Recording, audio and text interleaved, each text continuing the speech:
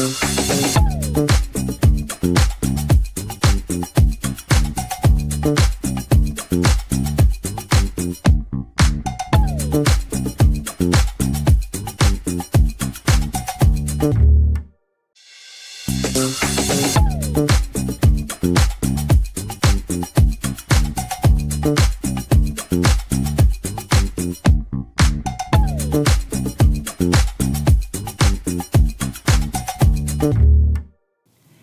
morning, Dubai. This is the Lovin Dubai show with me, Casey. And me, Massa. And we go through the big trending stories. Today we're talking about property, roads and fitness. Our top story today, Dubai property report, apartments are soaring while villas are taking a breather. And smart speed control installed in Ajman taxis. We're talking about the RTA is fixed a road issue within just days of receiving the complaint. And over 7,000 traffic violations cancelled under Sharjah's new policy. Also, do stay tuned. We're so excited to welcome Bradley Simmons later in the show. He is a star of the Dubai Active happening this weekend, and he's also a celebrity trainer who moved from London to Dubai. We're going to ask him all about it. And today's rapid weather report, it's mostly sunny with temperatures ranging from 27 to 37 Celsius. My feed is absolutely flooded, not with rain videos from Sharjah because that is happening, but with this heist that happened at the Louvre. Have you seen it? No, what heist? What heist? You haven't seen it? No, I haven't seen it. What are you talking about? It's so big that this is a Dubai person basically memeing it. But I don't think it's funny because what's happened is absolutely monumental and horrific. So the Louvre in Paris, these thieves, a small group of them, they rocked up 9 a.m. in the morning. You would think this would be like an 9 a.m.? Isn't this the opening time? Exactly. It had just opened. And they set up kind of like a cherry picker situation as though they're workmen outside. Yeah. Popped up a cherry picker, one of these things, got to a hop window, opened the window, popped inside and left Massa with 88 million euros worth of I don't know these people, Empress Eugenie's jewels. So expensive, in fact, that you cannot insure them. These stunning pieces, loads of them. 88 million euros. I was trying to figure out what that is in dirhams. 347 million dirhams worth of jewels by these opportunistic, horrific thieves. It's so sad. That's the thing.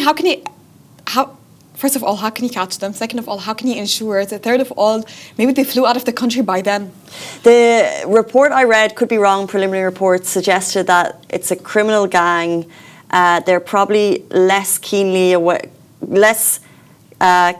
about the historical significance of the jewels, and therefore what they're probably going to do is just break them up and sell them for pieces. No, isn't that so That's sad? the jewellery, right? Yeah, I've got so many gorgeous photos, and I'm just my God, what a shame that these were just sitting unworn. I could have made such good use of these pieces over the years. But I just have a question to ask though, and it's really important when you're surrounded by such grand pieces. First of all, money-wise and historical-wise. Aren't they supposed to have a bit more security, especially if it's at 9 a.m.? Those criminal gangs, they didn't even have to wake up a bit earlier to go and do this heist. Massa and I are up earlier than these thieves, you know what I mean? Yeah, they woke up on your normal 9 to 5 kind of, timings. They came in and where was the security? That's my question. You're not the first person to ask that question. And I believe there are deep probes happening. One person involved in security said they'd been asking these questions for a while, and now because of the deep probe they're looking at reports and they're saying some areas weren't even monitored by security cameras. And around an $88 million.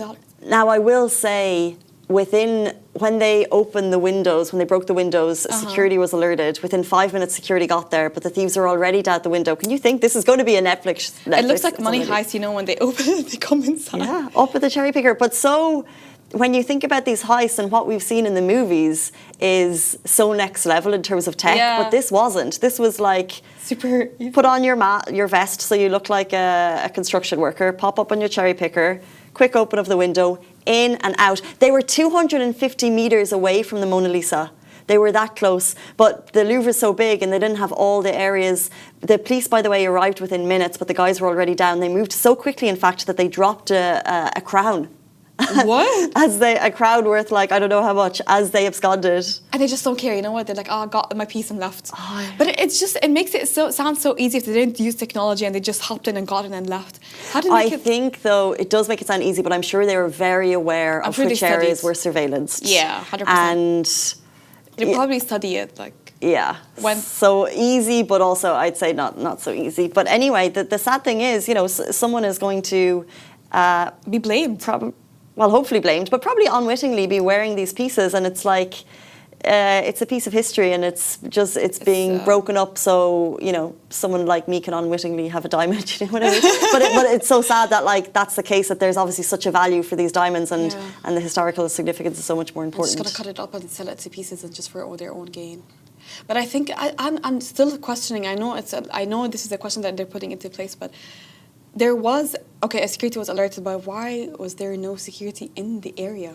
No security cameras. I mean, it's a massive museum, and it's a room. It's one room in a however 100 many rooms, and of course, when something like this happens, security at all of these museums. You know, we were talking about museums opening here in the UAE just yesterday. Will ramp up because of what's happened. But there can't be a security guard in every single room. And this just happened to be the room that had all of these insane jewels. This just reminded me of the pink diamond ring that was stolen but was immediately caught by the police. In Dubai. And in Dubai. If this happened in Dubai, they would have been immediately caught. Exactly. Well, they wouldn't try it. They wouldn't even try, you're so right. Let's jump into our top story of the day. If you are thinking of investing in property in Dubai, we have the latest insights from a Better Homes report. It's called Shaping Skylines Dubai Residential Market Report of Q3 2025, if you want to take a look. This shows that the Dubai property market continues to prove its strength in Q3.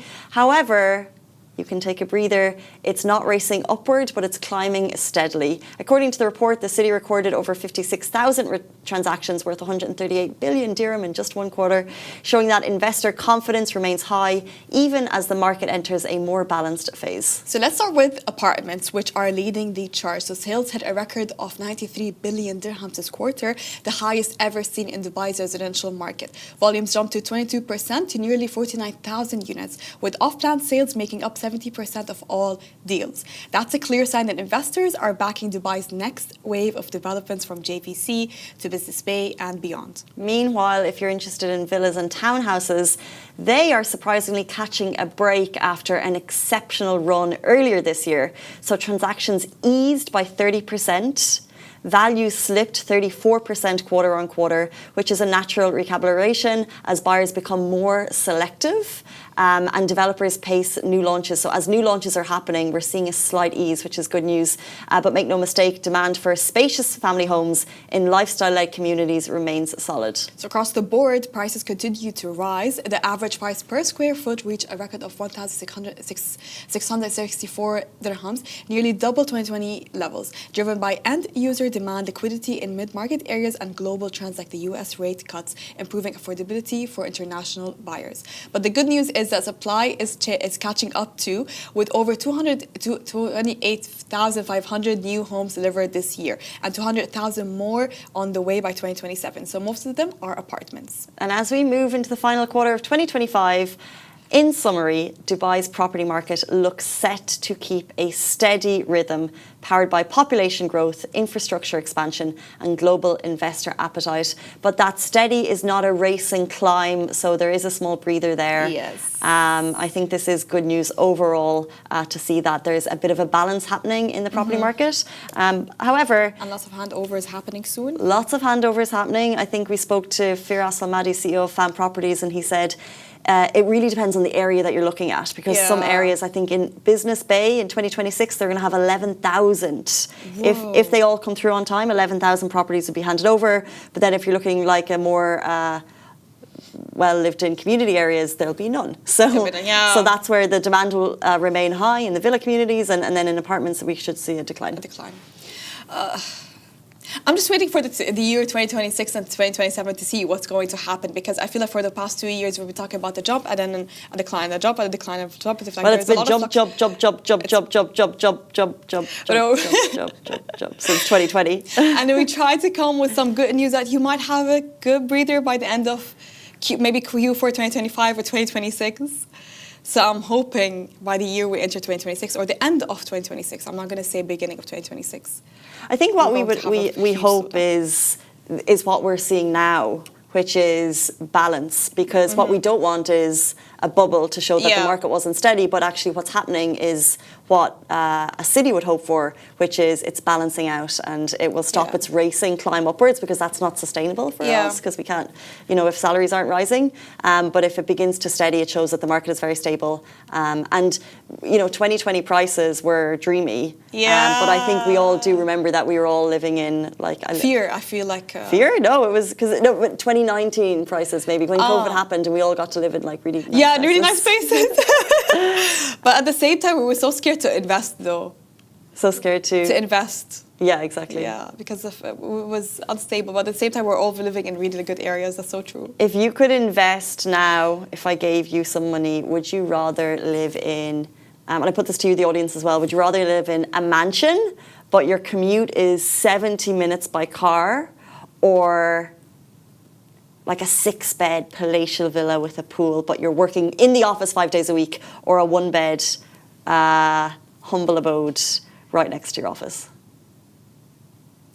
But the thing is, I should have a life outside of the office as well, I know, Massa, I know. No one will say you can't. No one will say you can't have your life outside the office. You can have your life. No, would I? The thing is, it is a good point to pick a location that's close to your office, okay, because it does make your life so much easier. And traffic can cause a lot of stress, and it can be super frustrating. So there are two sides of the story, two sides of the debate, so I don't know which one to pick. But I would love to have a spacious place. I would love to go back home and have such a spacious place and pool by my side and stuff. So I think I'll pick the villa. I think we have that option. I think when you look at prices beyond Sharjah, sometimes I'm looking at homes and I'm like, wow, what is this place? Oh, the university areas in Sharjah? As in far away, there's these amazing homes. Amazing. But it's about 2 hours drive from the workplace. And so I live in a humble abode. I think I've made that choice. But I can't do really long. I'll always try and be near the office. That's so true. Yeah. Like if you pick to live in Sharjah, but where the university areas in Sharjah, they have a lot of nice villas, like you said. But the traffic in the morning. To get to Production City. City is crazy. I was thinking Dubai, I was like, you know what? It's okay. Get stuck in a bit of traffic. But Sharjah to Dubai traffic, I can't handle it. So God bless anyone that can handle that traffic. Shout out to Sammy. Shout out to Sammy. Location for me more than. But speaking of when you're in the car, we've got a new update that's happening in Ajman taxis. Yeah, so smart speed control installed in Ajman taxis. Ajman is taking a major step towards road safety by installing smart speed limiter devices in all taxis and limousines. So these advanced systems use real-time GPS to detect the vehicle's exact location and automatically adjust speed based on the legal limit in that area. This makes Ajman the first emirate in the UAE to implement such a system, which goes beyond traditional limiters by syncing vehicle speed with live road data. And what is the goal, if you may ask? To reduce risky driving behavior and make roads safer for both passengers and pedestrians, all through automation and smarter transport tech. Don't cars have this? Yeah, I think a lot of cars also have that. The recent cars, they have those sensors that would beep if you're too close to the car in front of you.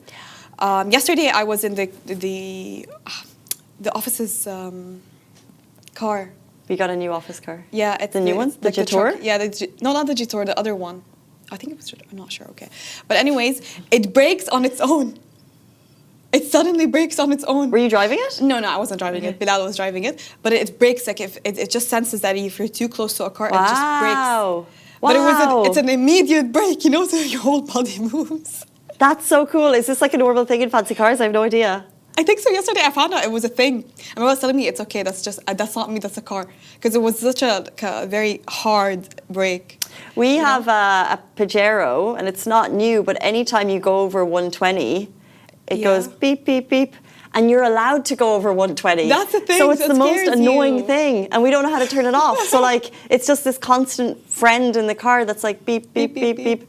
But we're not breaking any road rules. Yeah. But they don't know that, the people at Pajero. If anyone knows how to turn that off, Oh, it's Send me the details. Oh, There is a way, I think. There's a way, or you can adjust it. By the way, you can change it. There's a way, Yeah. but I don't know how to do it because we have the same thing in our family car, and it just beeps whenever you go above 110. 110. Oh God, and it has this immediate stop. Oh God, the first time I ever In your family car as well? Yeah. The first time I ever discovered this immediate brake, I was in the middle of, it wasn't a highway, thank God, but I was driving, I think it was like an 80 speed kind of road, okay? And I had to someone stopped in front of me and you have to immediately brake, obviously. But I think I was a bit too hard on the brakes pedal and it stopped. The car completely stopped. Oh. Completely. I've never, so, Yeah. as in mid-road? Yeah. Switched off, engine switched off. I don't know what that means. Well, Maybe I did something wrong. Are you sure? Is that a feature or is that a fault? I think it was a feature to have like an immediate brake to avoid accidents. Right, but like, what about the cars behind you? That's the thing. That's what I thought. I'm like, what about the cars behind me? Because it's completely stopped. Zero. Sounds like a fault, Masa. And then I go back. You have a lot of wild driving stories. I do. Oh, I have so many, honestly. I'm just waiting for the right stories to tell you. Oh, so many. But you've always been safe. But I've always been safe. Thank God. Can you check into that? Or can anyone confirm that is an actual feature of a Cadillac? Yeah. I don't know. It just immediately stops. Mara is saying any garage will remove this alert for you. Yeah, but thank you, Mara. I appreciate that. It's just one of these like long list of things that you have to do. That task is at the very bottom of that list. And just car stuff is just. I just leave it to my brother. Yeah, it's just not my thing. But speaking of car stuff, let's take it to the roads. You work hard. The RTA works harder. Mm-hmm. They fixed a road issue within days of getting the following message from Rahmed Photography. He's an amazing account on Instagram if you'd like to check it out. So he messaged the RTA on Instagram, by the way. So if you see something like this, he sent a picture of this bump in the road. He said it was a hazardous bump. It's near Al Nada, and something that has been worrying a lot of drivers. And guess what? RTA didn't waste any time. They immediately responded, took down the address and all the details, and assigned an official to investigate. Just 11 days later, the road was completely fixed, smooth, safe, and back in perfect condition. This is the kind of efficiency we are spoiled but we love to see it. Residents raising issues and authorities stepping in quickly make Dubai's roads safer for everyone. This is a phenomenal service. 11 days. 11 days, amazing. There's a situation on a road that you probably take regularly as well on the way through Production City, and I'm going to take a photo. I'm going to DM it to RTA. Which one is it? Is it the one that's next to the petrol station? Possibly. Yeah. Yeah. There's like a bit, yeah. Now, coming up to the lights in Production City, and there's, it's only if you're on the right-hand lane. Yeah. But every time I go through it, my tyre management pressure system beeps. Because so you're going at speed, it goes, dut, dut. But anyway, I'll send them a photo. If they respond to you that quickly, you need to send them a picture. I can't imagine, like, they have such good community... amazing community response. service. Yeah, right. service. And they immediately... and you know what? This just reminded me of this restaurant that I DM'd twice. Okay, they removed this drink that I really wanted them to put it back in the menu. Oh, yeah? But they never responded to me. I can use it as an example. I'm like, RTA, with all of those, obligations and things. Can we say? What was the... Well, first of all, what was the drink? Pina colada. It was a virgin pina colada. Okay. Of course. Yeah. But you know what? I should. Sometimes though they may not put it back on the menu for you, but if you go there, they'd probably just make it for you. I asked, and I told them I DM'd you. Can you respond back to me? And what did they say? And they laughed. Well, can I tell you, this situation with the RTA, like it happens, and we're so lucky. But like we're very spoiled. We're very spoiled that we're able to do this. I can't imagine many countries their roads authority getting back to them and actually fixing it. Like, I feel like if this was in another country, a politician would jump on and be like, I helped this happen, I made this happen, you're so welcome, Production City. But here, it's just like, it's very smooth, it's very quick, 11 days fixed. And honestly, we talk a lot about the traffic here in the city. There's a lot of complaints all the time. and then things like this happen and there's less praise for it. So shout out to the people at the RTA, really. Are we a nag? Because I feel like we always complain and we get what we want, you know? Like, that's a good thing, obviously. We're happy that it's happened with me. Are we Karens, the whole city? Because we're always complaining about the traffic and the property prices. Yeah, but if you think about it, we're so privileged. We're so blessed. We're so privileged that we need to acknowledge that it's a bit more. We need to be, you know. But like, thank God for this person to have published it and showed everyone that, you know what, RTA is always on it. Yes, thank you, Rahmaid. Yeah.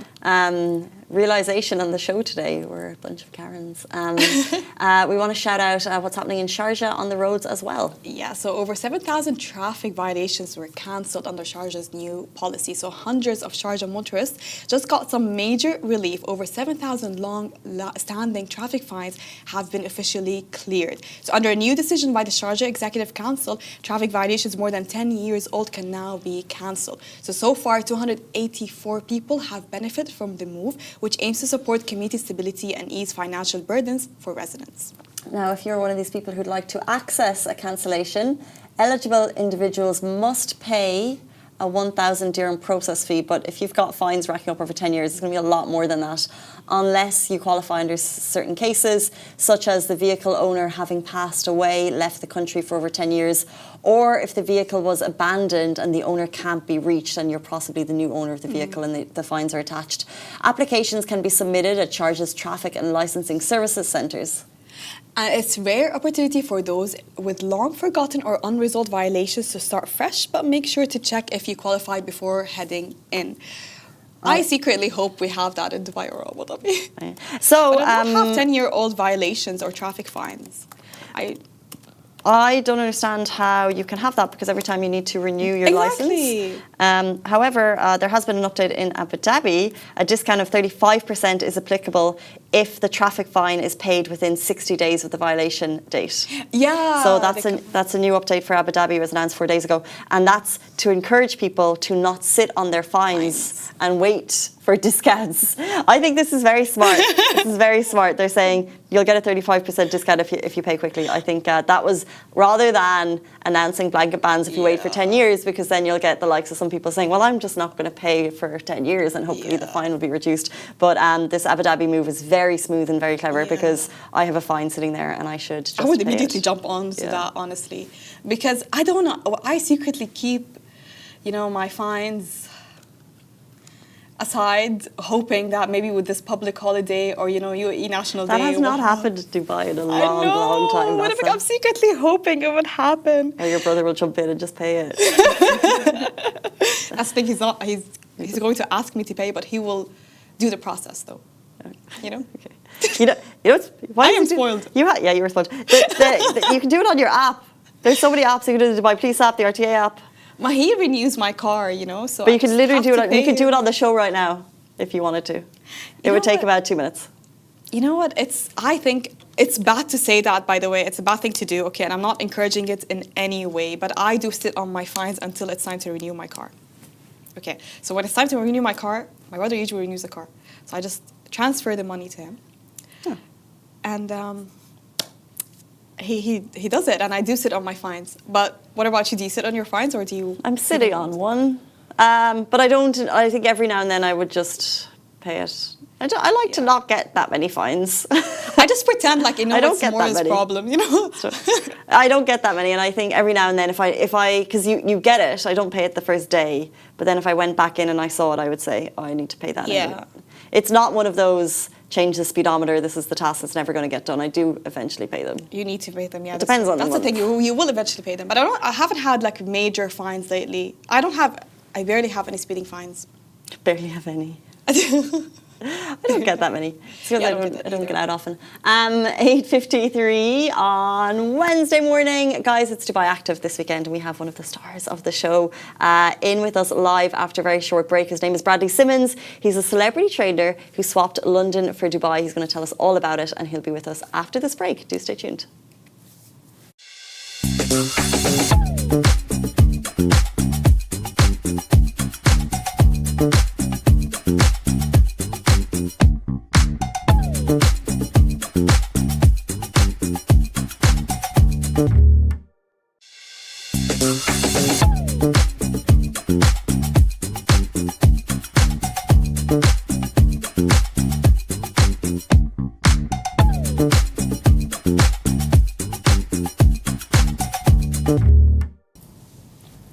Welcome back to the Lovin Dubai show. Today's guest is Bradley Simmons, one of the UK's leading fitness experts, a transformation coach, and the founder of the Get It Done app. He's trained top celebrities, built a global fitness community, and this weekend he's bringing his energy to Dubai Active from 24th to the 26th of October at the Dubai Exhibition Centre, Expo City, Dubai. But before that, we've got him here in the studio. Hey, thank you for the introduction. Very nice introduction. Good morning. Thank you very much. Thank you for being here. Pleasure. So you're leading a session this weekend Yes. in Dubai Active. So what should people expect from your Get It Done workout, and who is it really for? Yeah, it's a high energy workout. Okay, it's a full body. It's like a full body workout targeting every single muscle group. The heart rate's going to be up, music's going to be loud, and it's going to be good fun. So it's for everyone, every fitness level. You just got to come and do your very best. There are exercises that might be challenging. I'll give you alternatives. So it's for absolutely everyone. What about beginners? Can we be scared? Beginners, look, give it your best shot. Why not? Like I always say, if it's not challenging, it's not going to change you, right? So everything needs to be a little bit challenging. So if you come with that energy that you want to be challenged, you want to be pushed, you can have a good time. Can you tell us a bit about your background in fitness? Have you always done kind of high energy classes? We know you have an app, but for people who are not aware of kind of how you got into the fitness industry, can you give us an insight? So I was a professional footballer. Things didn't work out. I won't go down the whole story. Things didn't work out at the age of 20. So I quickly transitioned to personal training. And obviously coming from a footballing background where everything was quite high intensity, that's something I enjoyed. So as a personal trainer, I knew that for me to be seen, I had to have my own little niche, which was that high intensity functional training, which I enjoyed. And because of Instagram, I had lots of celebrity clients come on board wanting to get involved with my style of training, which was great. And then lockdown happened, COVID. So I quickly thought, okay, I need to adapt from personal training. What am I going to do? Because I'm not allowed to personal train. So I did live workouts on Instagram. So it was completely free. And I grew over 100,000 followers during that lockdown period. And from that success, I thought, I'm going to make an app. And continue this story, I guess. So it's brilliant, and look, it's not all about high intensity training. That's about 30% of my style. 30% of the training I actually do. It's so important to do resistance training alongside it. Okay, so as much as I'm known for my high intensity training, resistance training is so key, which I really channel in with my online coaching. Okay. Yeah. And you swapped life in London to Dubai, and you've decided to make this move to Dubai. Yes. But Welcome. why? Welcome to Dubai. Why decide to make this move? Well, I've been coming to Dubai for the last 10 years and I've seen the growth. And I felt like I needed a new challenge. I was born and raised in London, absolutely love it, but I needed a new challenge. I needed a new environment, as we do sometimes. Obviously, I met my partner. She was living in Dubai as well, so I thought... You've met your partner since you moved to Dubai? Yeah, exactly. Yeah, I know, exactly. You can find love in Dubai. You can, exactly. When did you move here? I moved here in Jan. That is a good success story. Well, exactly. And I actually came last year I came for 6 weeks, a little Airbnb, just to get a taste of, not staying at the top hotels. I wanted to get an Airbnb to get a feel for what it's like to live in Dubai. I think if you're thinking about coming to Dubai, do that. Don't go to the most amazing hotel. Actually get an Airbnb and try out different areas. And that's exactly what I did. Met my partner and I thought, this is meant to be. So yeah, it's been amazing. I just needed a new challenge. Don't get me wrong, the weather's great. And the amount of networking opportunities here is just incredible. It's like what London used to be 10, 20 years ago. Wow. And have you any culture shocks, any things that you weren't expecting since moving here? Anything that surprised you that you didn't see kind of in news headlines? Yeah, I guess getting in the car for the first time, getting on the motorway, I think I took one wrong turn and I ended up in Abu Dhabi. Wow. So that was a bit of a shock, but I'm used to the roads now and it's completely fine. I think everyone will have that little bit of a shock. But apart from that, not really. Like, I live in Dubai Hills, which is an amazing area. Similar to, I guess it's a little bit similar to where I was living in Fulham. Like, everyone's active, everyone's fit, everyone's healthy, everyone's got a smile on their face. So yeah, not really. Not really. And you've built your platform basically from London. So did you find it difficult to establish yourself here? I guess so, yeah, because I guess I have to start again. Like, there's a lot of people that don't know me from the Middle East, and it's quite funny with your Instagram and algorithm on Instagram, it starts getting pushed towards the Middle East. So it's been brilliant gaining new followers from the Middle East. A lot of my new clients are coming from the Middle East now, which is great. So yeah, I'm getting the best of both worlds, the UK and the Middle East now. So it's great to branch out. Earlier on in the interview, you mentioned that as your profile grew on Instagram, you got 100,000 followers, and you started some celebrity training. Can we talk about who you were training then? Yeah, I've trained quite a lot of people. Starting from footballers, I was training John Terry, Jamie Redknapp, and then from that, I'm training obviously Louise Redknapp. I was training Maya Jama. I was training Caroline Flack, bless her. Obviously, that's always a tough one to say. So yeah, I've trained a lot of people back in the UK. So let's say with someone like John Terry, is there any, would you ever get a bit nervous in terms of making sure that you're kind of doing the right thing? Yeah, 100%, because the last thing you want to do is make John Terry injured, right? Especially when he was playing at Chelsea. I was training Theo Walcott as well. So during that pre-season, training Theo Walcott. If I'm known to have made Theo Walcott injured, that's bad for your reputation, right? So luckily for me, I was at Queen's Park Rangers as a youngster, as a professional myself. So I learned a lot from the strength and condition coaches. Obviously, I then did my qualifications, so they're in good hands. But I was young, I wasn't experienced, but I didn't want to miss the opportunity to train someone like John Terry and Theo Walcott, which was massively important for me and my growth. And would you find that with that training, was it all physical, or was there any kind of mindset coaching that you kind of developed that attached to that kind of helped them with their mindsets? Yeah, what was great for them is stepping away from the football environment and just being by themselves. Having someone like myself encourage them, make it enjoyable. They're in the comfort of their own home as well. That was really good for their mentality. And I think if you do, like you guys, I'm sure when you train yourself, it builds your self-esteem and confidence, right? Knowing you're doing that extra. So I guess for them, it was building that confidence, knowing that they put that extra work in. So when they do step on the pitch, they're raring to go. And have you trained any big names here in the Middle East, big personalities, big figures, or not yet? Still really trying to reach? My clientele is very good here. It's the high net worth people, like millionaires, billionaires. But no, they stay under the radar. Yeah, they stay under the radar, which is people fair love enough. to be private here a bit. No, of course, and rightly so. But they're doing amazing. What they do for a living is unbelievable. So I've learned a lot from them, for sure. So I'm always picking my clients' brains. And so before you moved to Dubai, had you already made those connections? I just think about, so many people want to move here and experience the Dubai lifestyle. They've built up their profiles in whatever country that may be. And you took the brave step to move here. Had you already built up your book before you did, or was this something that you've done over the last year, 9 months? Well, very fortunate for me, obviously I do online coaching and I've got my app. That means I can work anywhere in the world. And I'm known to do a lot of travelling in Bali, or I go to, let's say, Europe to train my clients, so I can go anywhere. But the fitness world here right now is booming and it's really good. So if you are a personal trainer, or if you are someone who wants to get into the fitness world, you can knock at the door at a gym. As long as you've got good energy, you're going to get an opportunity. And then from there, if you're a good vibe and you show your face and you're willing to network, you'll be pushed in the right directions. And that's what I love about Dubai. You've had a specific Instagram post that was talking about Dubai and your move from London to Dubai. And you mentioned that it changed your social health. What does that mean to you, and how did your personality change? Well, I'll talk about the 5 pillars. I get it done. So we talk about physical, mental, emotional, social and financial health. And since being in Dubai, every single one has improved. I think the weather has a massive part to play, for sure. I think the environment has a massive part to play, and just people's energy. So if everyone is buzzing and happy to be in the place that you are, in the gym environment, just in your local park, you're then going to get a lift of energy. Unfortunately for London, I just felt like the energy was getting a bit drained. I'm sure similar to in Ireland as well. And that's why I needed a change. And since I've been here, just energy's just gone up. Maybe meet my partner as well. Knowing I'm in a nice relationship has definitely helped me. You get to the age of 31 and you start worrying like, oh man, I'm going to meet someone. And that can be quite draining too. Meeting your partner always makes the difference. Exactly. I think once you meet the right person, it definitely helps. Oh, so congratulations to you both for finding the one in Dubai.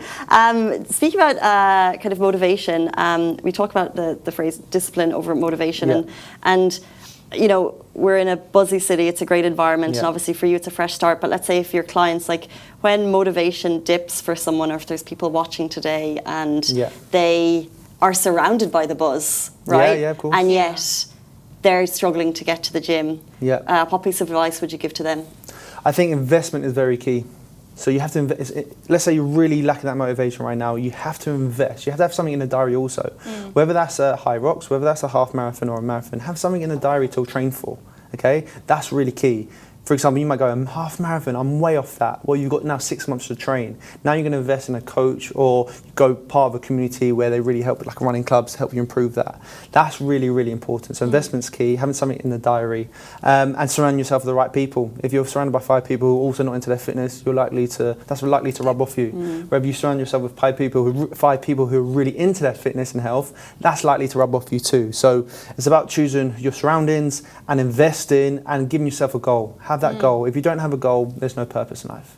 Agreed. And to you personally, how do you keep that motivation and consistency going, even when motivation dips? Well, what helps is my job, so I have to, right?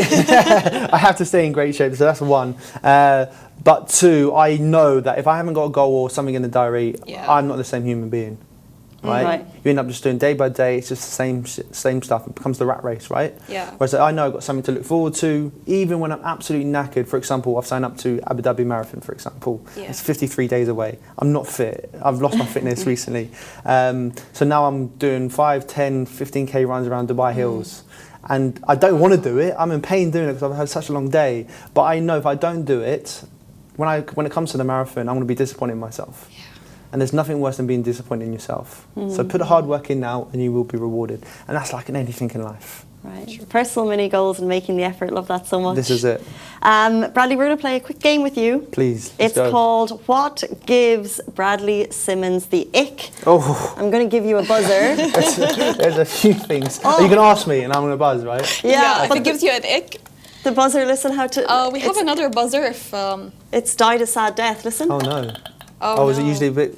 It's usually very loud. Okay, so they're getting another one in the back. So if this gives you an ick, you'll press the buzzer. Okay? Okay. And it's gym focused stuff. That's good because I was in stuff. the gym yesterday and there was someone giving me the ick. Oh, what were they doing? I want to know. Just doing deadlifts and smacking the floor. It's like, this isn't the gym environment for that. And that's quite annoying. And the big breathing after as well, trying to show everyone how strong he was. And the scream, you know, I can't scream, handle it. yeah, it's annoying. It's very showy-offy. Yeah. That's one of the reasons why, because I have a lot of close gyms to my house, and the only reason why I want to make the long drive, I still haven't signed up, to the ladies only gym, is because of those, you know, loud screams that some people are making. That doesn't happen in my gym.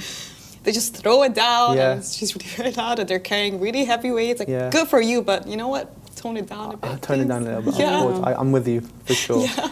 Well, I think our buzzer is MIA, so we can play with this one. Let's go. Yeah. You get the point. I know, get the point. You get the point. So let's start with the first one. Someone who shows up late to class with a smoothie in their hand. Oh.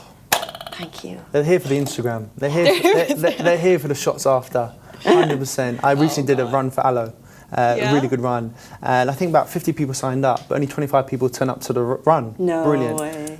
As the photos were coming in after, 50 people showed Do you understand? So people are there for the Instagram. I hate that. So I like people that get stuck in, you know, if they have a little sweat, they've shown that they've worked hard. Yeah. Surely that's going to impress people more than looking lovely in your photo. I'm so glad you feel so strongly about that. Not wiping down machines after using them? Yeah, hygiene's important, right? Yeah. For example, when I first became a personal trainer, I was really ill because I wasn't used to the germs around the gym. My immune system's now got used to it. So if you're new to the gym, you're likely to get ill if people aren't wiping around their dumbbells or the treadmill or the Stairmaster. I sweat so much. Me after the Stairmaster, it's drenched, so I make sure I wipe it down. So yeah, hygiene is really important. You're being a bit selfish. Yeah. It's not really enforced though. It's more of a I feel like there's wipes there. It's very much a personal choice to do. Don't go wrong, maybe people are reliant on the amazing cleaners we have in Dubai, but you need to have a bit of respect. Yeah, true. Respect. People who walk on the treadmill at 1 kilometer while texting. Yeah, I guess you shouldn't be on a treadmill, you should be outside. Get outside. Kite Beach is a lovely walk. If you want to get your steps in, go outside and do it properly. But look, if you are going to be on a treadmill, make sure it's a bit of an incline so you've got some sort of resistance.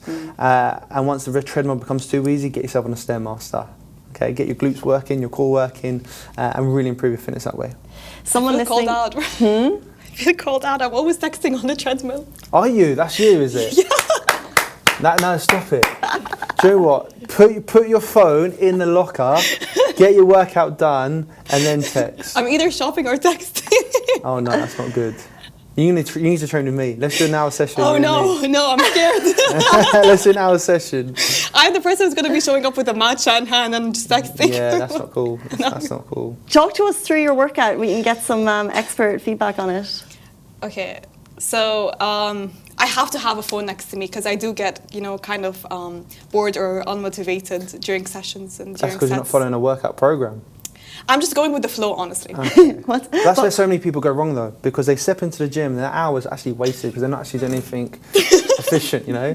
Whereas if you actually want to get results, following a program is perfect. It's like anything in life. If you go to IKEA and you open up the instructions, you're going to get it right. Whereas if you don't open up the instructions, you're likely to get a few things wrong or be left frustrated. Or your results are going to come a lot. Well, let's say like in a 2-3 hours after than it actually should have. You know what? So I'm going to give you a program and you're going to follow it. And that's any. Oh no. So the only time you're going to be on your phone is following the program. Yeah? Deal? Okay. Good. Okay. I feel like Mass has been seen. We have time for one more, and it is filming workouts during a class. Filming Workouts during a class. Depends on. I'd probably do that myself. Content purposes. Look, at the end of the day, if everyone else is happy for you to film, then great. Obviously, offer people's permission. At the end of the day, everyone's trying to build their own personal brand. Fitness industry is booming right now. People are growing massively. So, if it's going to inspire people, then great. If you're doing it for vain reasons and you're actually not, I guess, doing it for good purposes, then obviously it's a bit of it. Oh no. Bradley Simmons is going to be leading a hit session at Dubai Active this weekend. Get down, get your tickets to join him. Thank you so much for joining us today. Thank you guys for having me. Thank you. Really enjoyed that. And that is the end of the Lovin Dubai show. We're back with you every single weekday morning, same time, same place. Have a beautiful day. Bye-bye.